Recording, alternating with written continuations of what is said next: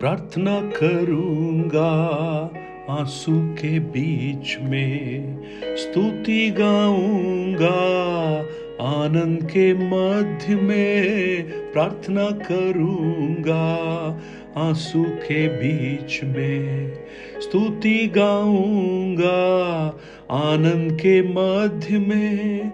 जीवन के हर हालातों में बातें करूंगा, ना भूलूंगा। जीवन के हर हाल के मध्य में बातें करूंगा, ना भूलूंगा अपने प्रभुवर यीशु को, अपने प्रभुवर यीशु को। Good morning, praise the Lord. दिन की शुरुआत परमेश्वर के वचन के साथ आप सब प्रिय भाई बहनों का इस प्रातःकालीन वचन मनन में स्वागत करता हूं। आज मेरी प्रार्थना है परमेश्वर अपने अद्भुत अनुग्रह से आपको भरे। जीवन के हर हाल में उस परमेश्वर को स्मरण रखना बहुत ही महत्वपूर्ण है। और मैं आपका ध्यान याकूब की पुस्तक उसके 5 अध्याय उसके 13 वचन को आपके सामने रखूंगा। वहां पर याकूब कहता है, यदि तुम में से कोई दुखी हो तो वह प्रार्थना करे, और यदि आनंदित हो तो वो स्तुति के भजन गाए। देखिए कितना प्रोफाउंड एक वचन है। बहुत ही सिंपल है, बहुत ही साधारण लगता है, लेकिन एक बहुत ही आत्मिक रहस्य को अपने अंदर समेटे हुए है। हमारे जीवन में चाहे कोई भी अवस्था हो, चाहे वो दर्द से भरी हुई अवस्था हो, आंसुओं की तराई हो, संकट का काल हो, चाहे वो आनंद की अनुभूति का समय हो, खुशी का समय हो, हमारा जो प्रतिक्रिया है परमेश्वर के प्रति वो हमारी आत्मिकता का निर्धारण करती है। प्रार्थना और आराधना ये सिर्फ परिस्थितियों का एक प्रत्युत्तर नहीं है, परंतु ये वो आत्मिक हथियार हैं जो हमारे विश्वास को बहुत बढ़ा देती है। अगर तुम में से कोई बीमार हो तो वो प्रार्थना करे, है ना? कोई दुखी हो तो प्रार्थना करे।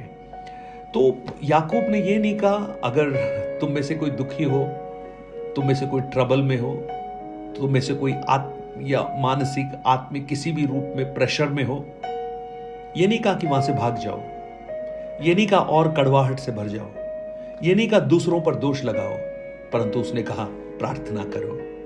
जानते हैं क्यों? जब आप प्रार्थना करते हैं आप अपने उस दर्द के बीच में उस परमेश्वर को आमंत्रित करते हैं। और जब आप प्रार्थना करते हैं आप अपने ध्यान को उन समस्याओं से हटाकर आप अपने ध्यान को उस परमेश्वर की ओर लगाते हैं जो आपकी समस्याओं का हल कर सकता है।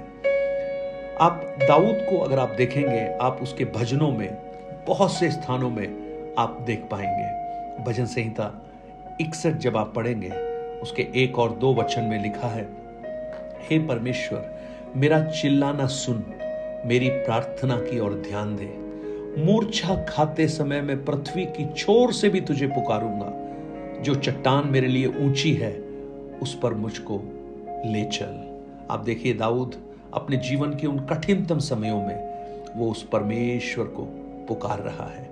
तो आज मैं आपसे भी आग्रह करता हूं, आप भी अपने जीवन के आंसुओं में, जीवन के दुखों में, जीवन के टूटेपन में, जीवन की निराशाओं में, उन अंधकार की तराइयों में आप उस परमेश्वर को पुकारिए।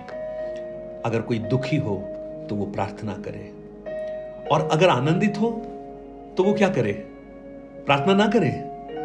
वो प्रार्थना तो कर ही सकता है। हाँ, एक कहावत है हिंदी में, आपने सुनी होगी, अधिक अमृत भी विष बन जाता है। लेकिन मैं आपको एक चीज बताना चाहता हूं, अधिक प्रार्थना कभी भी हानिकारक नहीं है। जितना अधिक आप प्रार्थना करेंगे उतना ही अधिक परमेश्वर अपने अनुग्रह से आपको भरना प्रारंभ करेगा, और जितना अधिक आप उसके अनुग्रह से भरेंगे उतना ही अधिक आप आत्मिक ताकत को पाएंगे। अगर आप खुश हैं तो क्या करें? आराधना करें। Praise the Lord. सो देखिए, याकूब क्या कहने की कोशिश कर रहा है? दुख जब आता है तब तो प्रार्थना सभी करते हैं, है ना? कबीरदास जी ने भी कहा, दुख में सुमरिन सब करे। सो दुख में तो सब प्रार्थना करते हैं, लेकिन एक खूबसूरत बात जो याकूब सिखाना चाहता है, जब आनंद हो तो भी परमेश्वर को मत भूलो, तो भी परमेश्वर से विमुख मत हो जाओ। जब जीवन में सब कुछ अच्छा चल रहा हो, खुशी हो, आपके जीवन में शांति हो, आपके जीवन में आनंद हो, उस समय भी आप उस परमेश्वर को धन्यवाद दीजिए, उसके लिए थैंक्स गिविंग गाइए और अपने हृदय में परमेश्वर के प्रति धन्यवाद के गीत भरे होने चाहिए। Praise the Lord. उसके फाटकों में धन्यवाद के साथ प्रवेश करो। Praise the Lord. आपका जीवन जब आनंद से भरता है, यानी देखिए, दो परिस्थितियां मनुष्यों के सामने हैं, एक दुख और एक आनंद।